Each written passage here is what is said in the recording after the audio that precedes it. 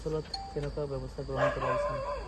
মই আমাৰ চুবুৰীয়া ৰাজ্য জিৰিবাম জিলাত যি এক আইন শৃংখলাজনিত পৰিস্থিতিৰ সৃষ্টি হৈ আছে যোৱা কেইবাদিন ধৰি, তাৰে কাৰণে তাৰ পৰা যি তাত পোৱা পৰিস্থিতিৰ বাবে অসমত কাছাৰ জিলাত যাতে কোনো ধৰণৰ অপ্ৰীতিকৰ ঘটনা নঘটে আৰু আইন শৃংখলাজনিত পৰিস্থিতিৰ সৃষ্টি নহয়, তাৰ কাৰণে আমি সষ্টম হৈ আছোঁ। আমি সীমামূৰীয়া সামগ্ৰিকভাৱে যিটো অঞ্চল আছে গোটেই অঞ্চলজুৰি আমি পেট্ৰলিঙৰ ব্যৱস্থা কৰিছোঁ। আমাৰ পুলিচৰ টহলদাৰীৰ ব্যৱস্থা আছে।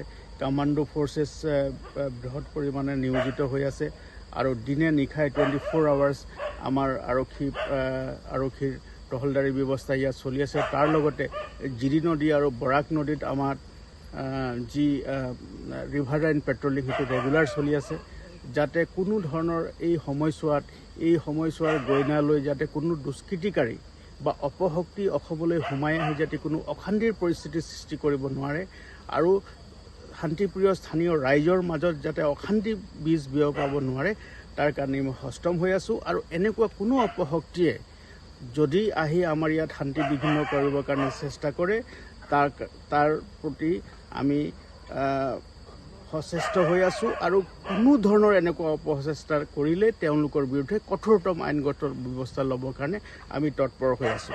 অসমৰ মাননীয় মুখ্যমন্ত্ৰী ডাঙৰীয়া আৰু অসমৰ আৰক্ষী সঞ্চালক প্ৰধান ডাঙৰীয়াৰ কাৰা নিৰ্দেশ আছে যে কোনো ধৰণৰ আইন শৃংখলা পৰিস্থিতিৰ সৃষ্টি কৰিবলৈ যি অপশক্তি ইয়াত চেষ্টা কৰিব, তেওঁলোকৰ বিৰুদ্ধে কঠোৰতম আইনগত ব্যৱস্থা ল'বৰ কাৰণে আমি বদ্ধপৰিকৰ আৰু তেওঁলোকক কোনো যাতে হাৰি যাব নোৱাৰে তাৰ কাৰণে আমি তৎপৰ হৈ আছোঁ।